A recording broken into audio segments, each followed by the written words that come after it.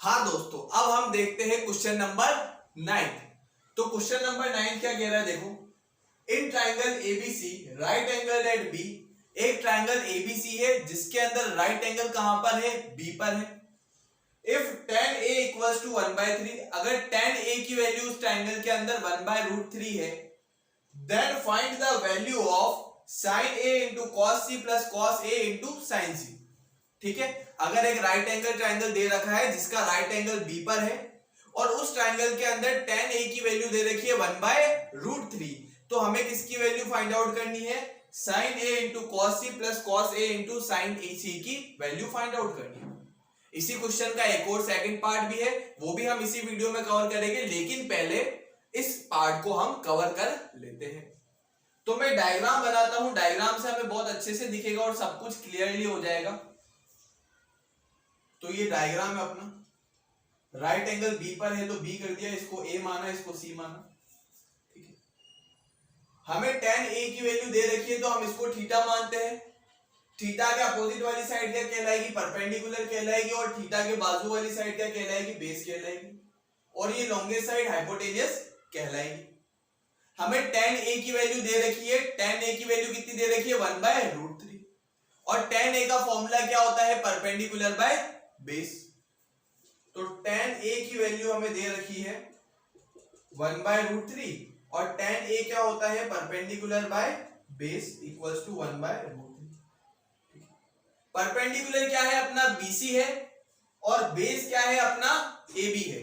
तो मैं इसको लिख देता हूं BC upon AB equals to 1/√3। ठीक है, BC upon AB equals to 1/√3 हमने लिख दिया। अब BC की वैल्यू क्या मान लेता हूं, BC की वैल्यू मैं मानता हूं K। BC की वैल्यू क्या मानी, BC की वैल्यू मैंने मानी K, और AB की वैल्यू कितनी हो जाएगी, √3K। AB की वैल्यू हो जाएगी √3K। अब हम AC की वैल्यू फाइंड आउट करते हैं। AC की वैल्यू कैसे फाइंड आउट करेंगे, पाइथागोरस थ्योरम से। पाइथागोरस थ्योरम क्या होती है, हाइपोटेनियस का स्क्वायर इक्वल्स टू परपेंडिकुलर का स्क्वायर प्लस बेस का स्क्वायर। तो क्या हो जाएगा, बाय पाइथागोरस थ्योरम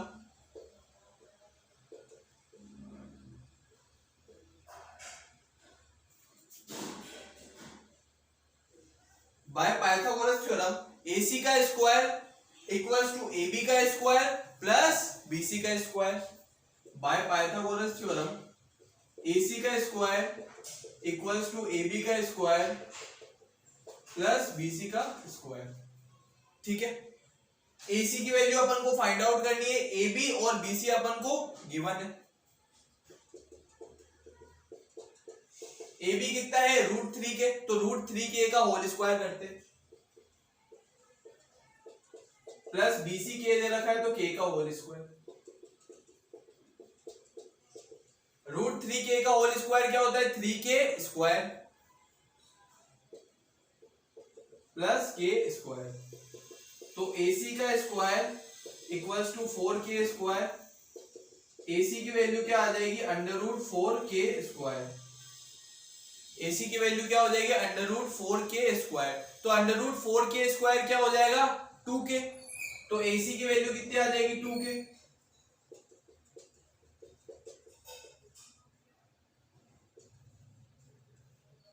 AC की वैल्यू कितनी आ जाएगी, AC की वैल्यू आ जाएगी 2K।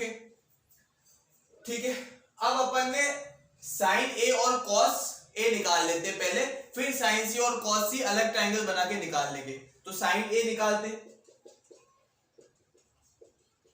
sin A क्या हो जाएगा, sin A हो जाएगा BC अपॉन AC, क्योंकि sin A के अपोजिट वाली साइड BC है तो BC अपॉन AC।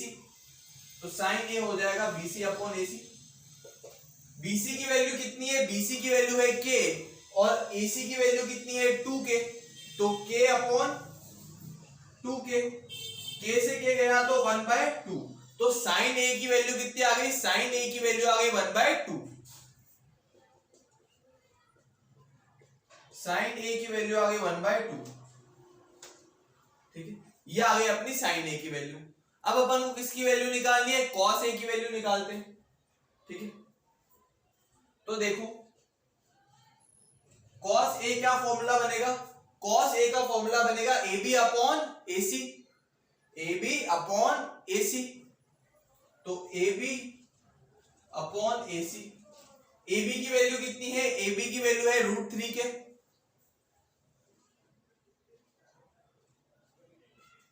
ए सी की वैल्यू कितनी है, ए सी की वैल्यू है 2 के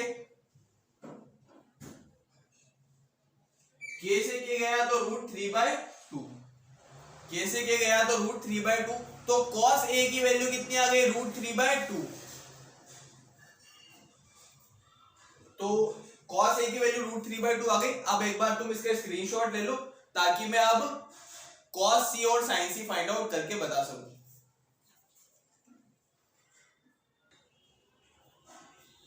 हाँ भाई, अब हमने sin a की वैल्यू निकाल ली है 1/2 और cos a की वैल्यू निकाल ली है √3/2। अब हम sin c और cos c की वैल्यू फाइंड आउट करते हैं। तो sin c और cos c अगर फाइंड आउट करना है तो थीटा हमें कहां लेना पड़ेगा, थीटा लेना पड़ेगा c पे, थीटा लेना पड़ेगा c पे, ठीक है, ये थीटा होगा हमारा।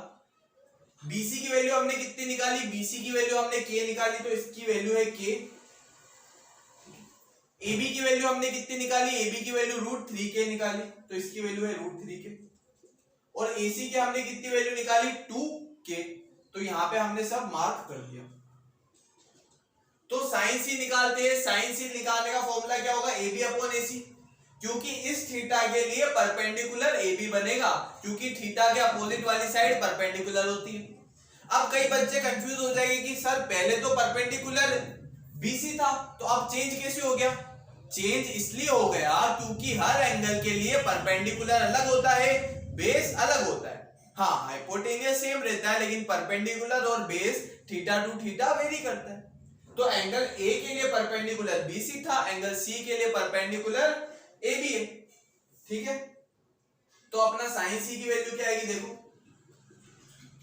sin C की वैल्यू आएगी AB upon AC, sin C की value AB upon AC। AB की वैल्यू कितनी है, √3 के,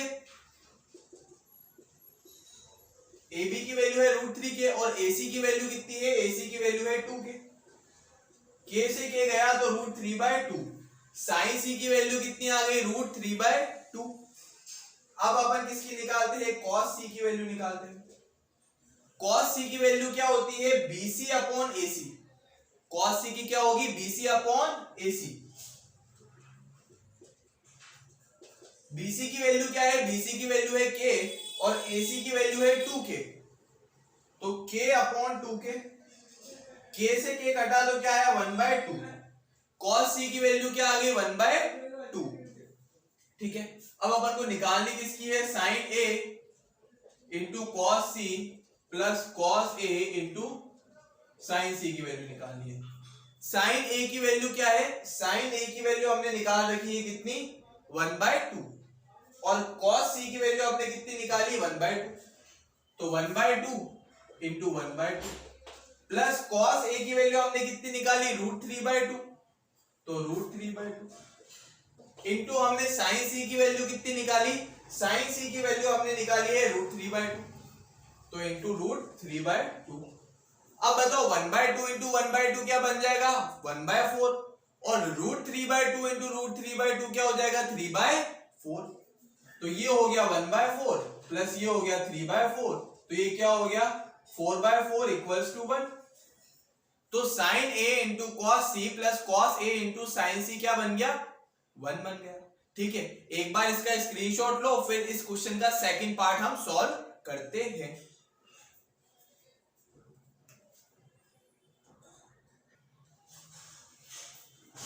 हाँ देखो, अब हमें सेकंड पार्ट करना क्या है, cos A into cos C minus sin A into sin C, ठीक है। तो इसके लिए sin A, cos A, sin C और cos C की वैल्यू की रिक्वायरमेंट थी, जो हमने पिछले पार्ट में निकाल रखी थी, तो वो मैंने यहां पर लिख दी है, ठीक है। अब मैं इसको सॉल्व करता हूं।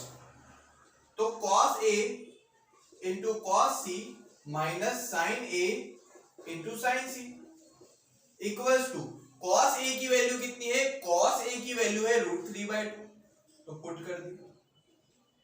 cos C की वैल्यू कितनी है, cos C की वैल्यू है 1/2, तो यहां पे मैंने पुट कर दी। साइन ए की वैल्यू कितनी है 1/2, तो 1/2 मैंने पुट कर दी, और साइन सी की वैल्यू कितनी है √3/2, तो √3/2 भी पुट कर दी। √3/2 इंटू 1/2 क्या हो जाएगा √3/4, तो ये बन गई √3/4 माइनस 1/2 इंटू √3/2 क्या हो जाएगा √3/4, तो ये भी बन गई √3/4। अब बताओ √3/4 माइनस √3/4 क्या बन जाएगा 0, तो हमारा आंसर क्या आ गया सेकंड पार्ट का 0। ठीक है, अगला क्वेश्चन हम देखते हैं नेक्स्ट वीडियो में, तब तक के लिए टाटा।